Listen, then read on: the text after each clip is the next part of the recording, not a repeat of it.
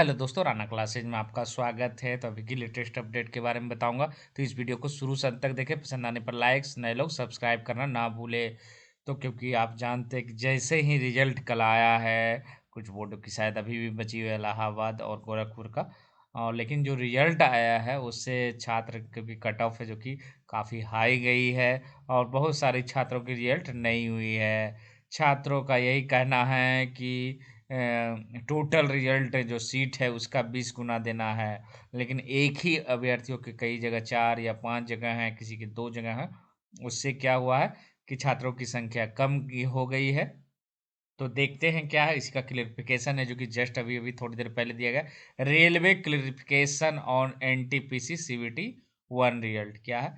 Attention of the railway has been drawn to the concern raised by some candidate over the process of shortlisting candidate for the second stage of ongoing requirement examination RRB centralized employment notice CN number 1 2019 non technical popular NTPC graduate under graduate result भी where announce 14/1/2022। मतलब इसका कहना है कि railway का कहना है कि छात्र है जो कि ये जो शॉर्ट लिस्टिंग किया गया है उस पर है जो कि क्वेश्चन उठा रहे हैं कि ये गलत है। तो देखते हैं और आगे क्या है।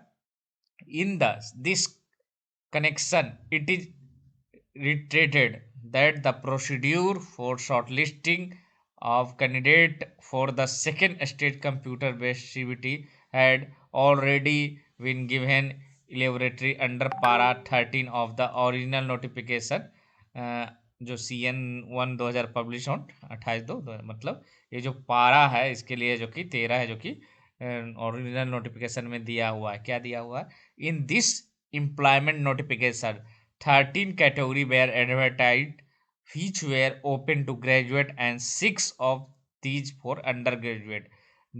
These 13 category were segregated into 5 groups based on 7th CPC scale level पर दिया। और लेवल 2 की पोस्ट है, लेवल 3 की पोस्ट है, लेवल 4 की पोस्ट है, लेवल 5 की पोस्ट, लेवल 6 की। And the stage wise procedure of requirement for each category has already indicated clearly 13.6 of the central. Every candidate was pre-opted for all any these 13 category subject to condition of eligibility. मतलब उसमें जो clear किया हुआ कि कोई भी candidate हो कोई भी जैसे कि चूज कर सकता है, किसी भी पद को चूज कर सकता है, इसको फ्री किया गया है।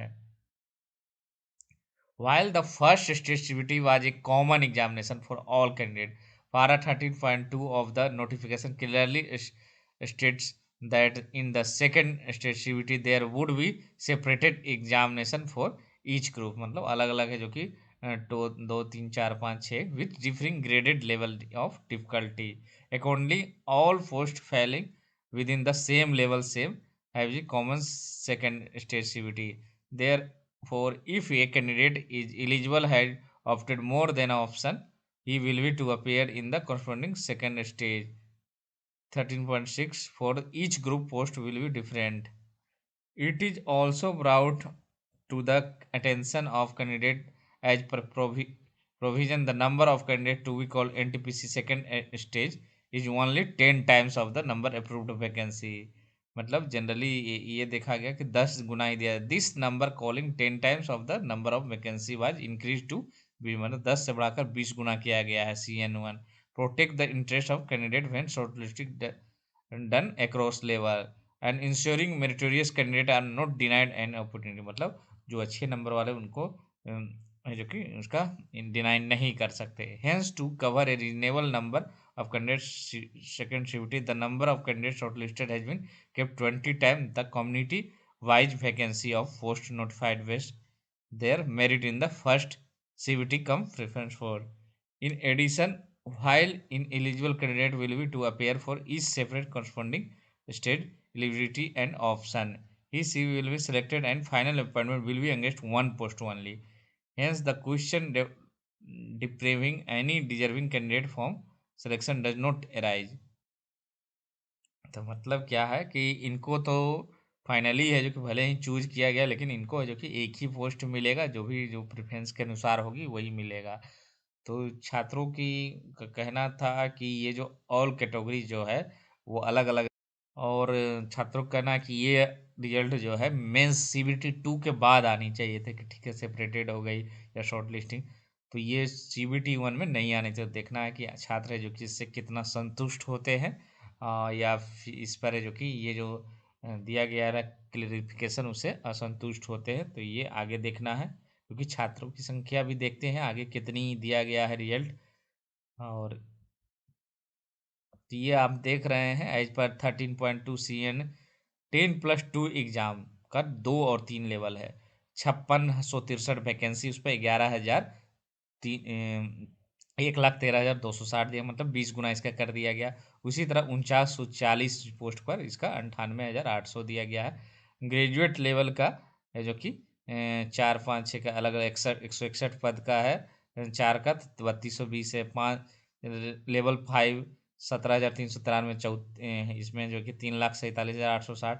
7,124 पद है तो 14,024, मतलब सबका 20 गुना कर दिया गया, चाहे उसका रिजल्ट है जो कि किसी भी कैटेगरी में हो। और 35,281 का 20 गुना 70,5620 है जो कि सीधे रिजल्ट दे दिया गया। इन केस मल्टीपुल कैंडिडेट है same mark at cut off all have been called, मतलब बराबरी मार्क्स पर सबको बुलाया गया।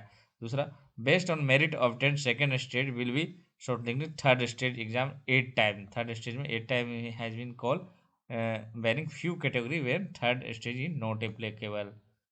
उसके बाद क्या है, for candidate who have been shortlisted high level post cannot be devalued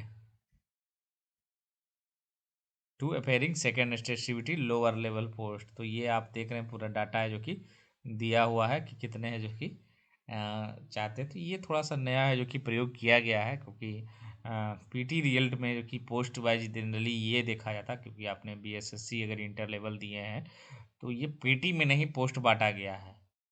ये कब बांटा गया, आपके मेंस रिजल्ट के बाद फिजिकल की शॉर्ट लिस्टिंग की गई, ये या सब फिजिकल में 3 4 पोस्ट में उनके थे। लेकिन प्री रिजल्ट में जो कि ये भी है जो कि एक तरह से कह सकते हैं रेलवे का ये पहला प्रयोग कि प्री एग्जाम में ही इस तरह का कैटेगरी वाइज बांट दिया गया हो। ये जनरली क्या होता था कि मेंस या सीबीटी 2 एग्जाम में होता था, और जनरली यही देखा गया कि जितने भी प्रोसेस हुए हैं वो एक ही एग्जाम में या होता है, या अगर अलग एग्जाम है तो दूसरे या तीसरे एग्जाम जो होते उसमें किया जाता। तो ये पहला प्रयोग रेलवे का, और देखते हैं कि इसमें छात्र जो कि कितना संतुष्ट इस क्लेरिफिकेशन से होते हैं। और उसके बाद आते हैं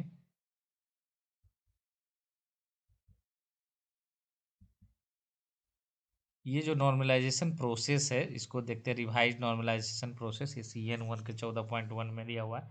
नॉर्मलाइजेशन मार्क्स ऑफ जेट candidate in first shift is given by, किस तरह से दिया गया है, इस तरह से दिया गया है। एम जे क्या normalization mark of J candidate first shift का है। उसी तरह is the average mark of top, मतलब क्या किया गया है, मान लीजिए कि average mark of the top to one, मतलब 1%। मान लीजिए कि 100 कैंडिडेट है, 100 ही कैंडिडेट का बात करते हैं, 0.1 है, नहीं 100 नहीं 1,000 मानते हैं, तो 1,000 मानते हैं, 0.1% कितना हो गया, तो 10 कैंडिडेट हो गए।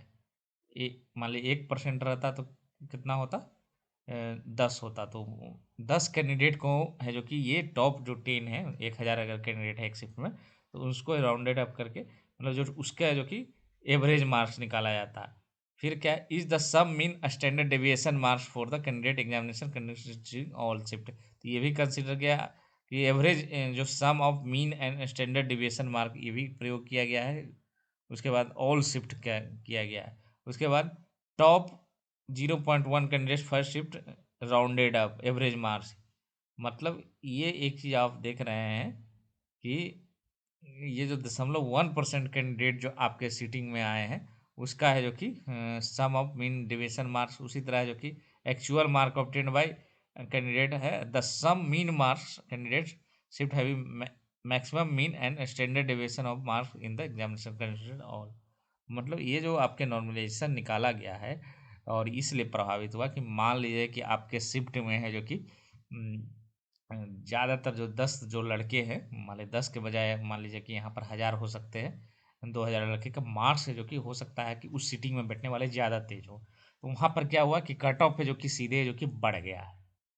और और जहाँ पर आपके शिफ्ट में जो कि मान लीजिए कि कहीं पर 96 आ गया, कट ऑफ क्यों गया 96, क्योंकि वहाँ टॉप 1% है जो कि, तो सबसे ज़्यादा इफेक्ट क्या क्या है इस कट ऑफ में, कि आपके सीटिंग में जो टॉपर्स है 0.1% जो आपके बैठने वाले हैं, वो कितना मार्क्स लाए हैं।